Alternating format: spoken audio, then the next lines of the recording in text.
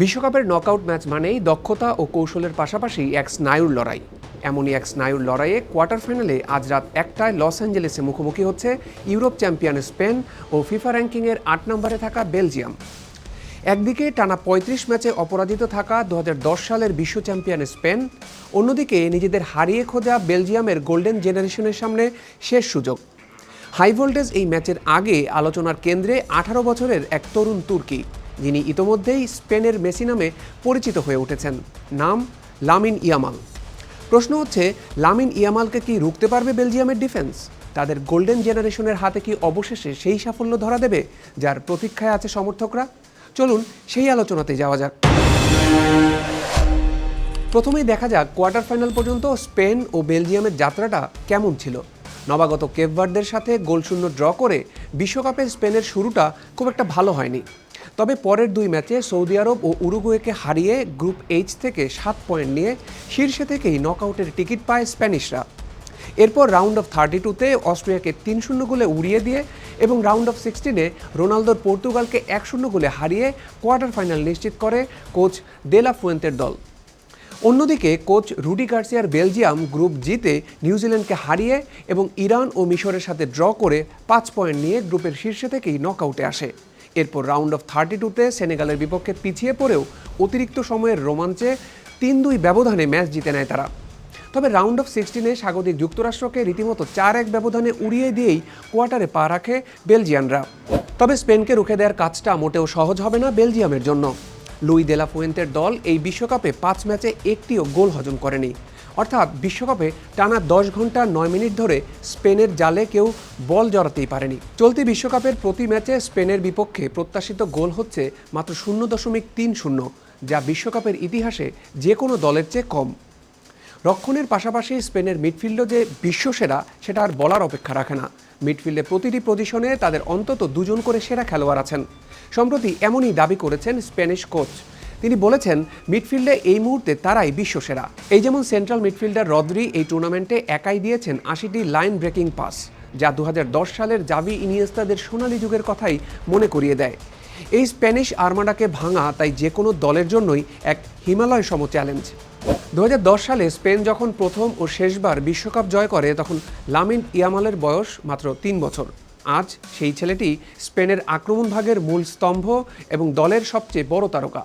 যদিও সদ্য hamstring injury থেকে ফিরে 5 ম্যাচে মাত্র 1টি গোল পেয়েছেন, কিন্তু সার্বিকভাবে তার পারফরমেন্স বা ম্যাচে তার প্রভাব শুধু পরিসংখ্যান দিয়ে মাপা যাবে না। চলতি বিশ্বকাপে ইতোমধ্যেই 17টি সফল ড্রিবল করেছেন এই বার্সেলোনা তারকা। সতীর্থ দানি আলমো তো বলেই দিয়েছেন, ইয়ামাল মাঠে থাকা মানেই প্রতিপক্ষের 2-3 জন ডিফেন্ডার তাকে মার্ক করতে ব্যস্ত থাকে আর তাতেই তৈরি হয় স্পেস। ড্রিবলিংয়ের দুর্দান্ত ক্ষমতার কারণেই ইয়ামালকে রুখতে আলাদা করে ছক কষতে হচ্ছে বেলজিয়ামকে। ম্যাচের আগে ইয়ামাল প্রসঙ্গে স্পেন কোচ বলেছেন, সবাই এখন মাঠে লামিন ইয়ামালের ভার্সন 2 অর্থাৎ আরও উন্নত ভার্সন দেখতে পাবেন। কোচের মতে ইয়ামাল মাঠে থাকা মানেই পিওর ম্যাথমেটিক্স। সে যখন একা 2-3 জন ডিফেন্ডারকে নিজের দিকে টেনে নেয় তখন মাঠের বাকি অংশে স্পেস তৈরি হয় এবং সেই সুযোগটাই কাজে লাগায় স্পেন।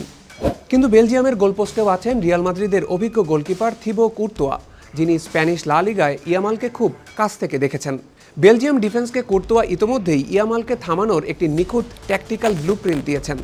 তিনি বলেছেন, ইয়ামালকে 1-on-1 সিচুয়েশনে বা একা আটকানো প্রায় অসম্ভব, তাই তাকে থামাতে হলে মাঠে 2-on-1 বা 2v1 পরিস্থিতি তৈরি করতে হবে।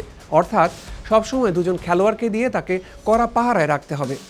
মজার বিষয় হলো, ইয়ামাল নিজেও এই জিনিসটা জানেন, আর তাই এই বিস্ময় বালক আগেই বলে রেখেছেন ভবিষ্যতে তিনি আক্রমণ ভাগে সেন্ট্রাল পজিশনে অর্থাৎ নাম্বার 10-এর ভূমিকায় খেলতে চান। কারণ তার মতে একমাত্র মাঝমাঠেই 3 জন খেলোয়াড় একসাথে কাউকে মার্ক করতে পারবে না। তাহলে বেলজিয়ামের কি কোনো সুযোগ নেই? পরিসংখ্যান বলছে শেষ 11 ম্যাচে স্পেনের বিপক্ষে জয় পায়নি বেলজিয়ানরা। এদিকে তাদের মাঝমাঠের প্রাণ আমাদু ওনানা এসিএল ইনজুরির কারণে বিশ্বকাপ থেকেই ছিটকে গেছেন।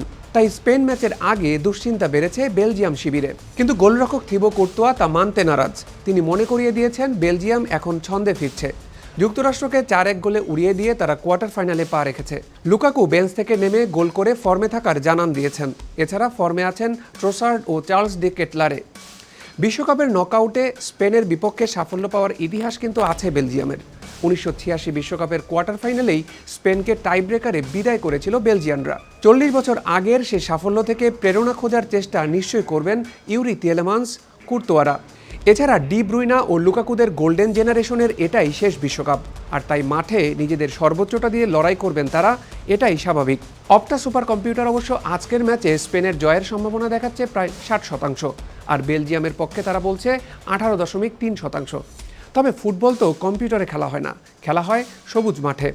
আজ লস অ্যাঞ্জেলেসে যে জিতবে সেমিফাইনালে তার জন্য অপেক্ষা করছে কিলিয়ান এমবাপ্পের ফ্রান্স। স্পেনের মেসি ইয়ামাল কি পারবেন তার জাদুতে স্পেনের অপরাজেয় যাত্রা ধরে রাখতে, নাকি কুর্তোয়ার গ্লাভস আর লুকাকু ডি ব্রুইনাদের অভিজ্ঞতার সামনে খেই হারাবে স্প্যানিশ আর্মাডা? উত্তরটা সময়ের জন্যই তোলা রইল।